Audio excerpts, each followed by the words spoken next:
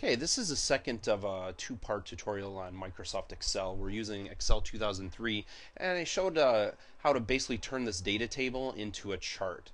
So we're not going to chart this time. I'm going to close that up. What I want to do is show you how to convert the data to be a little bit more understandable in the data table. So this is percentage.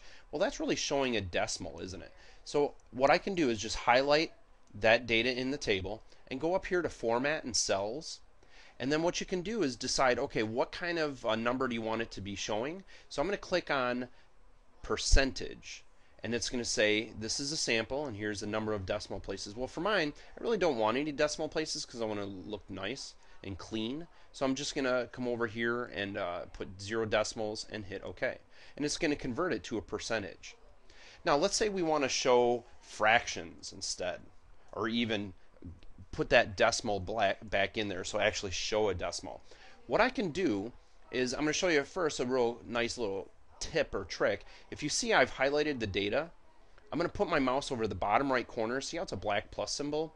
I can actually drag that over and it's going to copy the data over from what I just did. It just made a complete copy. Now all I have to do is, instead of showing percentage here for fraction, I highlight the cells, I come up here to Format Cells, and this time I'm going to choose fraction. And I'm going to show up to 2 digits so it's a little bit more manageable. So come in here and boom, it changed it into fractions. Now I want to put these percents into a decimal format. So you can come back up here, go to Format and Cells, and just simply choose on number and then how many decimal places you want it to show.